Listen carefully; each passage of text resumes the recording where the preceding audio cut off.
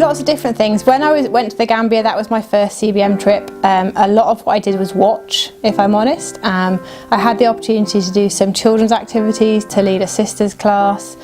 We did some sessions on first aid or healthcare, which again is not something I know a lot about, but it was really interesting to watch. Things like basic hygiene, supporting parenting almost in some of those areas where they don't have the access to health visitors, midwives that we would have, and sharing some of that information about hygiene with them.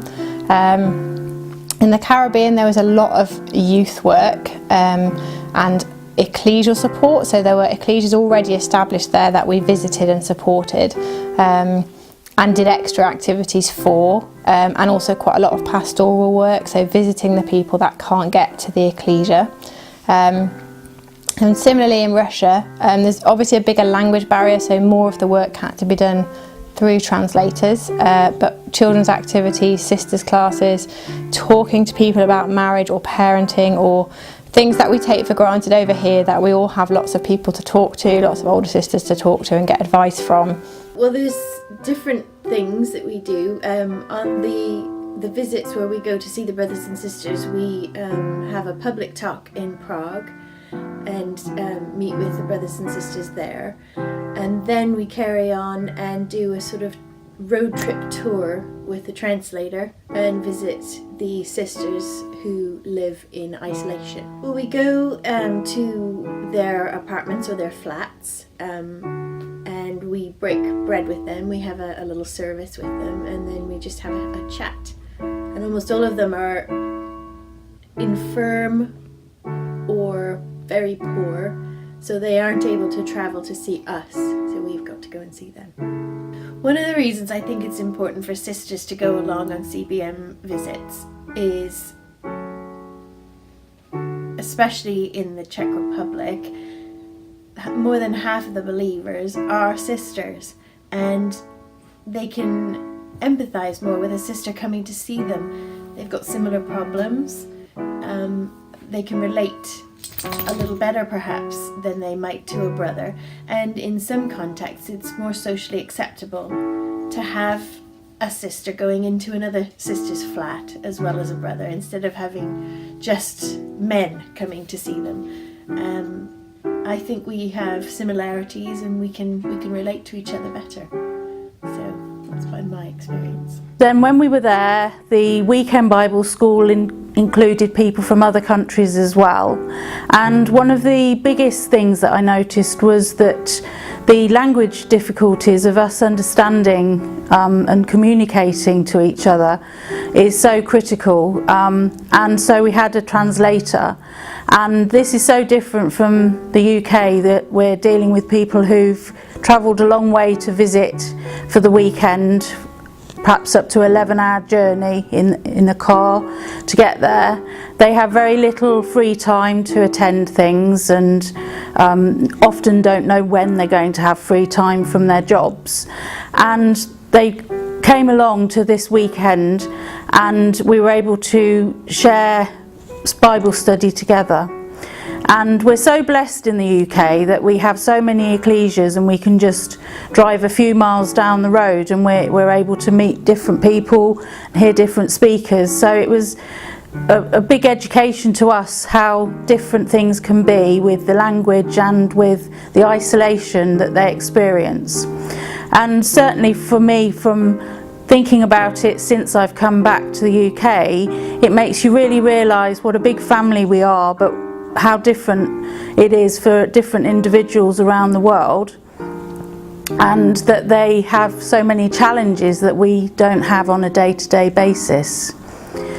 I think also it was really interesting being there as a sister, in that it's great for us to be able to talk to other women who are coming along to the talks, and to understand perhaps their perspective on life. From a cultural perspective, they have different challenges and often don't have the freedoms that we have over here.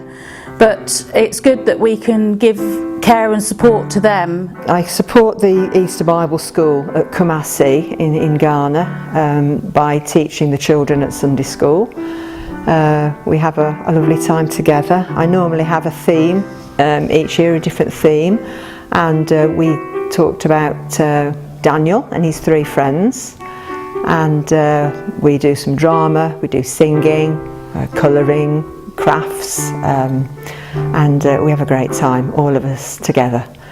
I'm also there as a main contact for the sisters if they want to come and chat with me, if they have problems or difficulties or questions, and I get to know them, and that's really special too. To begin with, we were travelling around visiting brothers and sisters.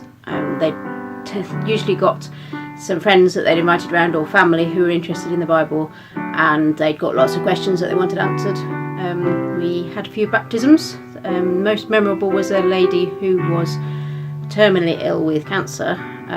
She didn't have any running water in her home. We had to fill up a barrel using buckets going out to a standpipe in the street, and she squished herself down into this barrel. So that was quite a memorable occasion, her determination in doing this. More recently, I've been involved with Sunday school work at Bible schools. We get up to 20 children coming along each year. Now I'm quite busy during the day, all through the year, doing different things connected with brothers and sisters over there. So I get emails sometimes. I run them through Google Translate and try to answer their questions. I'm tutoring some people online in those countries that we go to, and also trying to get the brothers and sisters in England more involved in different ways, and that keeps me pretty busy. So in Africa and in the Ukraine we taught a lot of Sunday school lessons, so often we'd go to different villages and just children, even from the local schools, would just come and join us. In Denmark we tended to do a lot of the social side, preparing the meals and helping just to organise the trip and some of the activities, especially when there were some younger people involved. So Sunday school out there is very different to the UK, so we might start off with 10 children who maybe have had parents in that ecclesia. One time we ended up with sort of 50 children, 60 children of the local village just come and sit and join. It's harder because you have to have a translator, so you have to obviously allow the time for things to be translated for the children, and also you don't have many resources, so we try to take as many photocopies of just pictures for them to colour, but even some of them have never even coloured and done stuff like that before, so it's really, really different. Well, in the first place, because sisters hadn't been for so long to Nigeria, it was really quite novel for them to see me. So it was really nice to be supportive to the other sisters. So I have a lot of chats just one-to-one with the sisters, but mostly I try and do sisters classes with them. And it's quite interesting, the brethren will come up to me and say, right, Sister Lynn, we want you to speak on this and this and this and discuss this and this and this with the sisters. And I say, yes, of course. And we go in, start chatting to the sisters, and they're like, well, can you tell us about this and this, which is not at all, it's still scriptural things, but not, it's more practical things, like how to bring up your children and what do we do as sisters in this country, and just basic things about family more, and how to live your life in the truth with a family, rather than the brethren are more I don't know, want more exposition, I suppose. They want us to give them exposition, but we don't do that. So I do sisters classes, and I also do a lot of Sunday school work, which is really good fun. The last trip I went on, I took glitter with me because I thought that would be interesting to have glitter, and the whole place was absolutely covered in glitter, and I came out and said to Darren, oh no, I think I've put glitter everywhere, and he said, have you looked in a mirror? I was absolutely plastered, and we made crowns for King David covered in glitter, and then all the brethren got given them by their children and they put them on, and there was glitter galore everywhere, which was nice. Yeah, so a lot of sisters work, and a lot of mostly the kids doing Sunday school with them. But it's also as well about seeing us. Usually with CBM trips, quite often it is 2 brethren who go, or a group of brethren, so I think it's really important for them to see David and I as a team, going out as a brother and sister, married couple together, and how you can work together. And a few times when we've had talks about relationships as couples and trying to encourage relationships within the ecclesias rather than from outside. When we go out visiting, the rest of the time that we're there, I'm trying to build relationships with people, I suppose, and support the brethren that are doing, you know, the obvious bit of the work, but I think they appreciate having a female there. I think sisters pick up body language much better than brethren do. They quite often appreciate that there are problems there that the brethren maybe haven't spotted. Maybe sisters talk to sisters better. I think in terms of a brother visiting a sister on her own, it's much better if there's a sister going along with them as well. You know, if we sent somebody in this country to visit an interested contact on their own, we wouldn't send a brother on his own, we'd always send him with another sister, just for everybody's benefit, really. In Sierra Leone, a lot of our work was kind of visiting those ecclesias in isolation, working with those brothers and sisters that can't get anywhere, building them up both together and then as an ecclesia, making sure they were kind of a unit, and just helping them with their understanding of scripture. They have quite a lot of questions and can be quite dependent on the UK to kind of help with their ideas of how to interpret the Bible. So we were trying to give them the skills to be independent, so they didn't need us as much to come over as, you know, as frequently. And then in Tanzania, a lot of the young people live far away from other people, so we felt a very strong need to kind of get them all together so they could see who else believed what they believed, really, because they all find it very hard, and find it very hard scripturally to kind of come together when they don't have that support with one another. So building them up and helping them to realise that there were other people who believed exactly what they believed was quite a useful thing for them, I think. And the very first time we went, they were all quite shy, and it took them a while to warm up. So our job was quite, you know, involved in kind of, my job specifically was to kind of help them to kind of build those friendships. And I talked to a few of the young sisters there and spoke to them about why they've got baptised and things, and helped the younger girls, really, in that respect. And then the second year we went out, it was more about kind of what we can use with those friendships to build up their knowledge with the Bible and how to keep that strong in their faith in God, really. So yeah, very, very different trips, but I've loved every single one of them. You name it, I do it.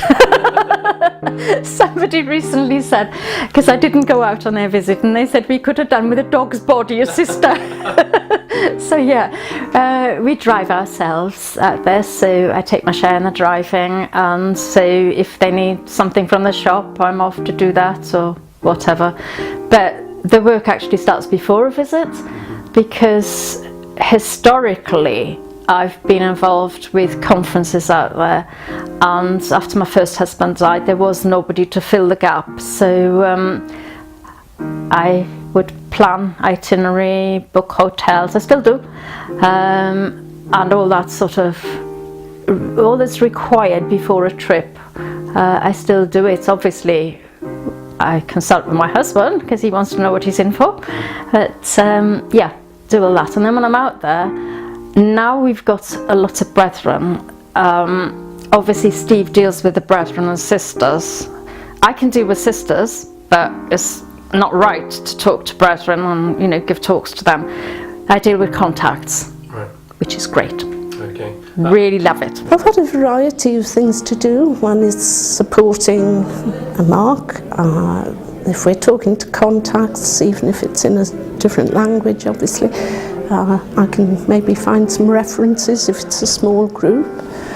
Because of my nursing background, I've done some health education talks and Sunday school work and sisters' classes, and just being there as part of a husband and wife, a couple in the Lord.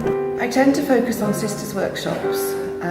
Sisters come from all over the country, about 15 or 20 of them, and we get together and we talk about practical issues. I focus on things that will help them in their everyday lives. I've gradually got to know the brothers and sisters, and not just that, but the children. My first trip to Kazakhstan, the main sister who was organising the children's lessons died soon after, and basically it was my job then from then on. So I just thought back to what I did when I was at Sunday school when I was a child, and just adjusted a bit for the children that were there. They hadn't seen a lot of the things that we'd done, so anything I prepare, they just think it's fantastic. Never seen any of the embellishments and things that we use for doing crafts, things like cellophane and sandpaper and different things like that. They'd never seen it before, so anything I organise, they just think it's wonderful. And the things that I really enjoy doing is working alongside Les and the other brother and sisters. We work as a team together. And also, the brothers and sisters there set us an example in the things that they do, their commitment, their enthusiasm, and their love and their care for us while we're over there. That is really nice. And also hearing the children sing the songs that they've learned around the Bible school. So I think what I enjoy most is actually the Russian Bible School. So we're also involved in the Russian Bible Schools, which is pretty much like a Bible school that you'd have over here. Same kind of number of different classes, adult classes, what we call the beginners classes, which is what we invite contacts to, first principal classes, and of course loads of children. So as usual, the sisters are involved in helping out with the children, and that's good fun. So although somebody has to teach in Russian, we get a Russian to come in and do that. We do all the preparation of the crafts and the lessons in advance. So we go out with a huge amount of materials to keep the children entertained for what might be 15-20 sessions during the week, so you've got a lot of hours to fill, and I like that. Building a relationship with the children, they're learning a bit of English, you're learning a bit of Russian, somehow you make yourself understood. That's good fun. I suppose initially I enjoy the travelling, but I suppose as time's gone on, the thing that I've enjoyed most is the fact that some of the brothers and sisters who we met on the first few trips are still around now, and we're still seeing them after 20 years, and we've built a really good friendship over that time. One other thing that I particularly enjoyed was that just a couple of years ago, one of the boys who used to come to Sunday school at the Bible school, he hadn't seen him for a while, but then he turned up again and said he wanted to be baptised. So that was really encouraging and enjoyable, because it made it seem more worthwhile. So many things. I love the fellowship. I love meeting old friends. Sister Catherine, who I've known for many years, and Renita, her daughter, who I've known for nearly as many, and all the brothers that we've known, really since we started coming nearly 30 years ago, renewing old friendships and making new ones. And it's just so lovely to have fellowship with them, get to know them as we get older together. Just lovely country, lovely weather. It's just a wonderful country. I love seeing David on that side of, he's like he's like a different person when we go CBM trip. He gets into it and I see a different side to him, and it's really lovely to experience that with him. But I just love being with the brethren and sisters. They're far more poor than we are over here in Nigeria. Although Nigeria is not a really poor country, they're obviously a lot poorer than we are over here. And to see their love of the truth and to be with them and enjoy and spend time with them, and you're free from any worries or whatever over there. I just think it's really like releasing yourself to be in amongst them all and enjoy your time together, see a different side of life, and to see why they love the truth the way they do. So I really enjoyed getting to know the people I was travelling with, so the brethren and sisters from the UK. In Africa we had translators, so we travelled with them pretty much everywhere we went for the 2 weeks, which was lovely, and we got to know them really well. And also the brethren and sisters that you get to meet. Sometimes if you just go into an ecclesia you may never see them again, but sometimes if you stayed in the same place you might get to know them over sort of 2-3 days, which is always lovely. I would say that it's changed the way that I live the rest of my life. So in terms of marriage, and in terms of parenting, and in terms of ecclesial life, I think even if you don't get the chance to go again once you've had children, had a family, the benefits of doing that work will stay with you, for the rest of your journey to the kingdom. It's been lovely. It's been a real privilege. I'm so glad I've been involved in this work. It has been amazing. It has actually moulded my life, and I wouldn't have been without it for the world. I think it's really made me sort of stop and think about my faith, particularly out in Africa. In Denmark, a lot of those were refugees from Africa. So just seeing that the things that they've experienced, sort of talking to them about that. You know, we do have a very easy life in the UK compared to some of the things that they've faced. You know, in Africa, they genuinely don't know where their next meal is going to come from. But also just the way that ecclesias are set up, the way that they study, the way that they just interact has really made me stop and think and sort of take that into my own life. It's probably more beneficial to me than it is to them. I don't know if you can measure that, but definitely we learn a lot. The most important thing, I think, is being grateful for the ecclesia that we're in. You can see the kind of hardships that the brothers and sisters have in the Czech Republic, not being able to meet together. And it's something that we probably take for granted in the UK. We have so many ecclesias to choose from. And yet, it's such a blessing. I think it's the feeling of being part of a worldwide family in the Lord, of seeing how brothers and sisters cope in and have to put up with circumstances which are so different from our own in the UK, and hopefully trying to spread the good news of the gospel throughout the areas that we go to. I think a major thing is that you realise what we have at home, and to see the differences, but to make me realise that actually what we have isn't all it's cracked up to be, and to actually live our lives in a basic way and try and remember to base our lives on the Word, and not to live our lives as Jesus wanted us to, and not get bowed under by cares of this life and worries of this life, and to actually live the life and to live the truth as they do. It's lovely. I think I've really come to appreciate that you look from a distance, you can look and see other people doing stuff and you think, oh, I couldn't do that. You know, they must have got amazing talents, they can do that. They're a teacher, they're good at talking to people, they're good at relating to people, they've got these talents that make them capable of doing that. And I just think that when you actually get involved and do it, you can pick stuff up from other people, but you learn that you can do it as well. Just because you're not I'm not a teacher, I've had no training, but you pick stuff up as you go along, and everybody can contribute something, and there'll be somebody else who's able to contribute something else, and between you as a team you produce something that is of benefit to the brethren and sisters out there, and they really appreciate it. And you think, well, I could never have done that, but you come back feeling that you've, with God's help and His blessing, that you've been able to do something that's been of use. I think when I first went out to Sierra Leone, more than anything, I realised that before me helping them, they were helping me, and I was only giving a tiny bit, whereas they've just given me so much. I've just loved every single minute of doing the work that I've been fortunate enough to do.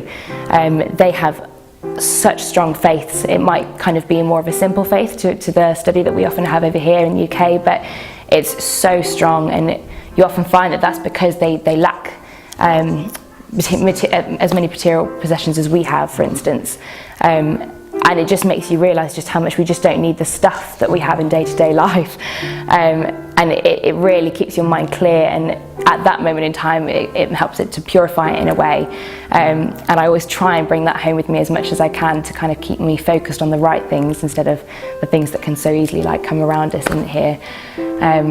I've loved feeling a bit more confident in myself in regards to being a guide. I mean, I know I'm still young and only 20, but I got baptised at 15 and I was involved in ecclesial life, but I didn't do many Sunday schools, for instance, because I felt like I was too young to lead younger children than myself.